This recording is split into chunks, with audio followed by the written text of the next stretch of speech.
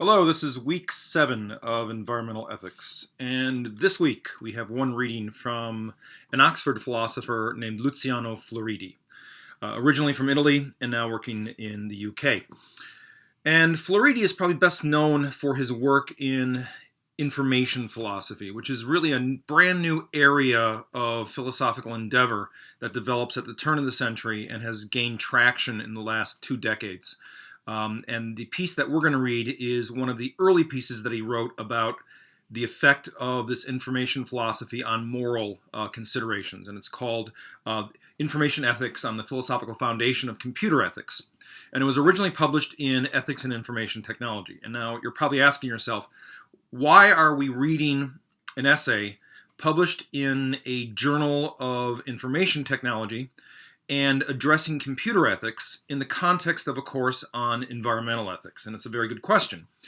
Turns out that information ethics, because it starts to open the door to considerations of other kinds of entities, namely non-living entities, whether they be natural or artificial, can begin to provide for us a brand new form of ecological thinking that is much more universal than even the land ethic is that we get from Aldo Leopold and people like Kellicott.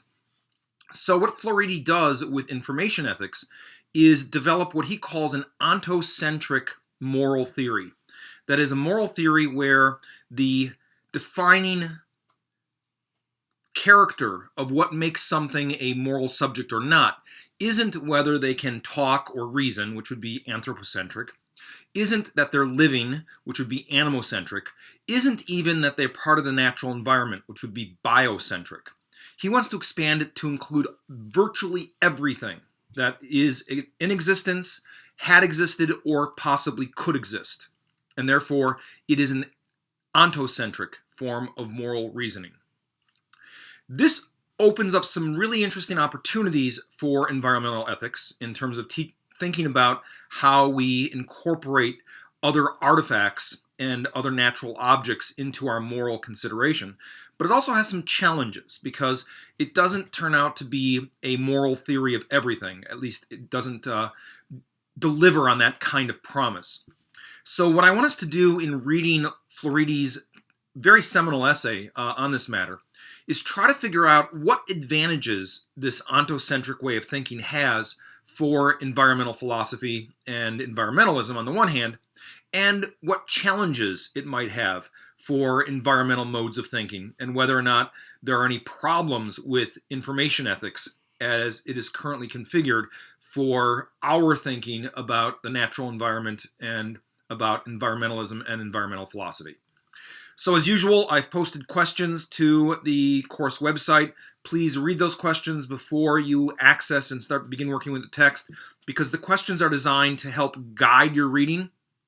And as you're reading, if you could, record responses to the sorts of questions I raise so that you can begin to organize your thoughts about this information philosophical approach to moral thinking and use it as a way to really begin to engage critically with what Floridi is presenting to us and come up with your own sort of evaluation or assessment of what you think its strengths and its weaknesses are. So that's all I have. Have a good week. Enjoy the reading. I think you'll find it very interesting. He's a great writer, even though his native language is not English, and he does a very good job, I think, laying out this idea of information ethics in a way that really covers a broad spectrum of possibility. So that's all I have. Talk to you next week, and have a good week. Bye-bye.